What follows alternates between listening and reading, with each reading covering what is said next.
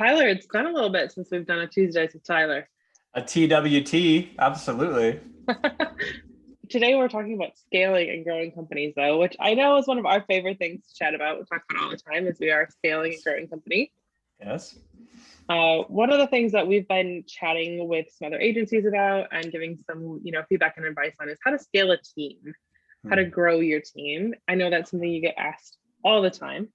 Totally. Is like, what tools should you have or like bring on, when should you grow people? Today we're going to talk a lot about people and scaling that way. So I guess I'll just kick it off with my first question. And I think this is a question you get very often is who should be your first hire? Oh man, these are always fun. I love it because there are people that are more experienced in this than I am, that have a bigger track record and all those things. I have gotten to do it at a couple of startups previous to the starting this agency, and then I've gotten to do it quickly with this agency. So I'll give you my perspective and take it with a grain of salt as people are going to listen to this. Who should be your first hire? Well, probably you need to think through a little bit of what are you wanting to do? Like, what is it? What's your vision? What are you wanting to build? If you're hiring people, that means you're wanting to build something. Could be a small team, big team, small business, big business, products, whatever. So just think about like what you want to build. Some people in the marketing space are like, I'm a designer and I just have a lot of work, and so I need to bring on somebody else. And so there isn't necessarily like this big overarching vision of what they're trying to do. They just need a little more help. And that's okay. There's nothing wrong with that. But I would challenge those people to like think through what is it that you actually want to build to kind of figure it out first. So all that being said, and part of that too, I guess, is your vision, what you're wanting to build, what are you wanting to do, what types of services. If you can think through that ahead of time, it makes your hires easier because you're building something later on. It's kind of like maybe say, for instance, you're building a house and, I needed blueprints for a house and I've got all these ideas and now, okay, we're going to put these into action. And then when it comes to buying your lumber package, it's way easier to spend that money because you know what you're going to do with that lumber because you already have it all planned out. So when you're building a team, if you have a plan, being able to execute on that plan is so much easier because hiring people like on salary and those types of things is super scary for most people at least. And so because it's a big commitment and now it's all of a sudden like, it's one thing if I'm an entrepreneur, I mess up my own life, but what happens if I hire somebody else and mess up theirs too?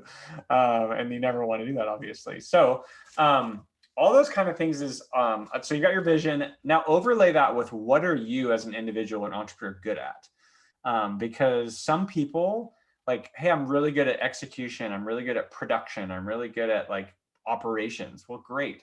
You probably need to then hire like more of a front office type of a sales, marketing, help me get more business so then I can do the work.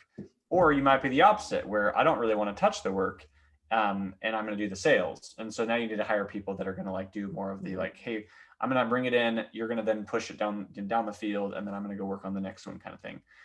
So that was my path. I've gotten a past of sales and marketing and all sorts of things. And so for me, my first hire was a project manager. It was kind of, hey, help keep me organized, help me like make sure I can juggle all these balls and keep them in the air without dropping, help me meet deadlines, help me communicate with clients. So a little bit of a jack of all trades, kind of like project manager, a little bit of client facing stuff, and you bring them on calls and those types of things. But that was my first hire, was a project manager. Awesome. And I've even heard you say too, like, it's important to bring somebody on to complement your skill set, but also like bringing on a sales and marketing team or resource earlier rather than later makes it so that you have more time to invest what you do well in your business. And if sales isn't your jam or marketing isn't your jam, if it's not something that you're good at or you struggle with, somebody else doesn't struggle with that. So it's good to bring those on too. Absolutely.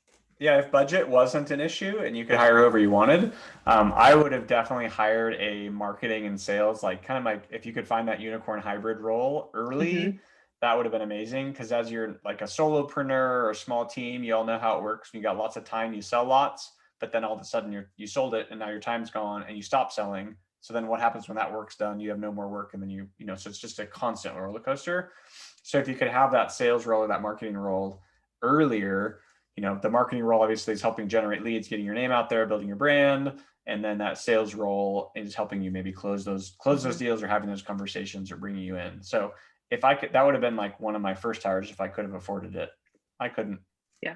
So Totally get it. Totally get it. yeah, And I also like what you said too about like having the structure, the foundation of your business laid out well. I even like, looking at an org chart and knowing, who has what strength, what team should they be a part of, what does their career path look like. It's way easier to do that when you have an organized org chart, for sure. totally.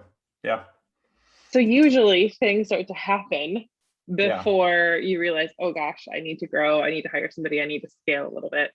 What are some of those things that, business owners or executives or department heads can kind of keep their eyes out, like, oh, it's time, I need to grow, I need to expand? What are some of those Yeah. tripwires? That's a great question. I don't know all of them. I know some of them. But I would say, like, again, it does go back to your vision, like what you're wanting to build. So like for us, we have some pretty ambitious growth goals as a company, one Mhm. from a team size and skill set and wanting to serve customers the best, as well as like a revenue number that we're gonna, that we're shooting for, and profit Mhm. margins and all those types of things. And so if you think about like, I'm trying to think of an example, but like some examples for like apartment complexes or whatever. It's like if they're 70% occupied, hey, you should maybe start thinking about building another one, because you Mhm. want to have some sort of bandwidth. Because if it's 100% full all the time, you're going to just turn people away, that you won't really like be able to gain new business. And so you want to have some sort of a buffer to be able to constantly be getting new business. And so for us, you can oftentimes look at like utilization of team Mhm. members. And so like how full is a person? And some agencies and professional services companies track hours. And so that's really easy.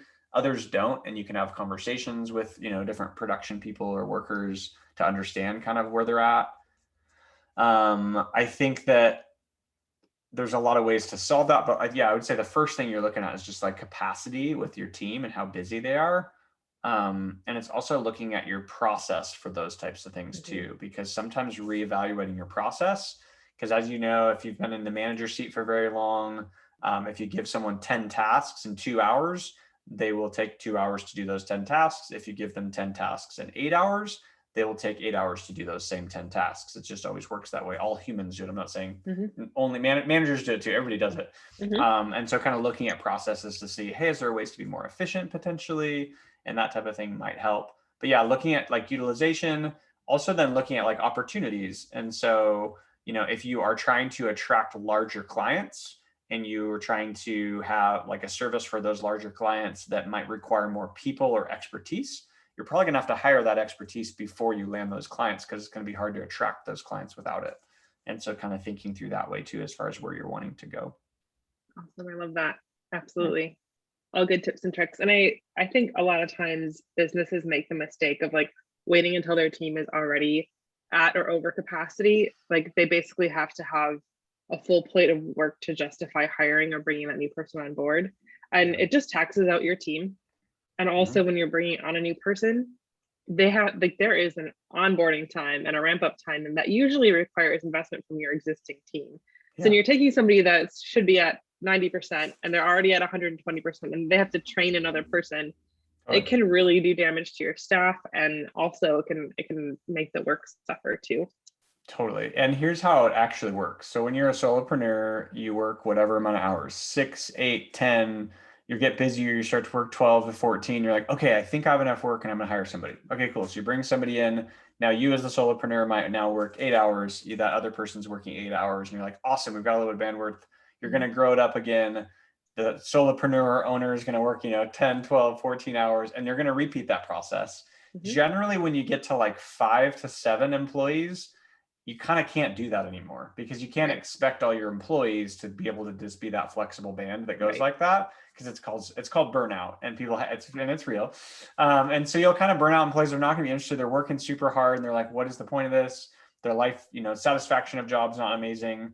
And so you kind of start to lose that. And so that's when then what you said, Amanda, is Mhm. totally true, where you kind of have to know who you're going to hire next, and you have to kind of risk a little bit of hiring them maybe 2, 3, 4 months before they really need to like hit the ground in some cases, especially if they need a little bit of training. So Mhm. Absolutely. yeah. And I have one final question. We've kind of already chatted through it a little bit, but what happens if you don't scale your team quick enough? Um, Well, it does, again, back to your vision, what do you want to do? And I'm going to tout that all the time because I've learned the hard way in some ways, and I haven't had great vision, and I've just gone and just done stuff, and then you have to figure out how to fix it. So back to your vision, what do you want to do? And so it could be that you have a realistic, really like, I'm going to use the word slow, but it's not bad or negative slow, but it's just slow growth, slow trajectory. And that's great. And so being busy is awesome.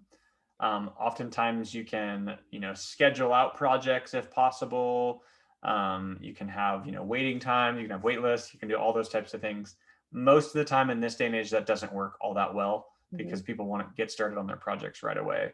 And so I would say you're going to miss out potentially if you're not scaling fast enough on opportunities. And there's nothing wrong with that. It's not a negative, but if you are opportunistic and you're kind of a ambitious entrepreneur, then likely you're going to want those opportunities. And so you need to have that capacity to go get those. And you can't just keep adding things onto a team. They'll kind of get squashed at some point. And so you've got to have bandwidth for them.